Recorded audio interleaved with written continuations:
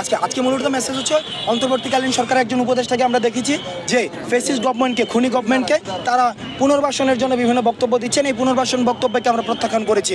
দ্বিতীয়ত, আন্তর্জাতিক অপরাধ ট্রাইব্যুনালে খুনি হাসিনাকে প্রধান আসামি করে এবং এই ফ্যাসিজমকে যারা এতদিন পর্যন্ত যারা এই ফ্যাসিজমের যারা হচ্ছে বেনিফিশিয়ারি ছিল তাদেরকে আসামি করে আন্তর্জাতিক অপরাধ ট্রাইব্যুনালে মামলা দায়ের করতে হবে। তৃতীয়ত, মিডিয়া কর্মীদের কাছে আমাদের আহ্বান থাকবে যারা এই ফ্যাসিস্ট গভর্নমেন্টকে এতদিন পর্যন্ত সার্ভ করেছে, টিকিয়ে রেখেছে, বিভাজনের রাজনীতি বিদ্যমান করে যারা এই ফ্যাসিস্ট গভর্নমেন্টকে সেবা দিয়েছে, তাদের খবর যেন প্রচার করে মানুষকে বিভ্রান্ত করা না হয়, সেই জায়গাতে জনগণ আমরা মিডিয়া কর্মীদেরকে আহ্বান জানিয়েছি।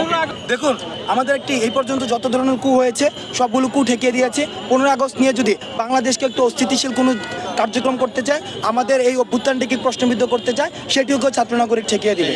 আমরা দেখেছি আমাদের যেই বাংলা ব্লকেট কার্যক্রম, শাটডাউন কার্যক্রম, আমরা দেখেছি যে রিমেম্বারিং দ্য হিরোজ কার্যক্রম, মার্চ ফর জাস্টিস কার্যক্রম, যত ধরনের কার্যক্রম, পরবর্তীতে আমাদের 1 পয়েন্ট মুভমেন্ট, স্বৈরাচার পতনের যে আন্দোলন, সেটি কিন্তু দেখা গিয়েছে কি লং মার্চ যেটি ছিল 5ই আগস্ট, এই লং মার্চ এগুলি কিন্তু ছাত্রদের, নাগরিকদের, সমাজের সব ক্লাসের মানুষের চাহিদার ভিত্তিতে কিন্তু দেওয়া হয়েছিল।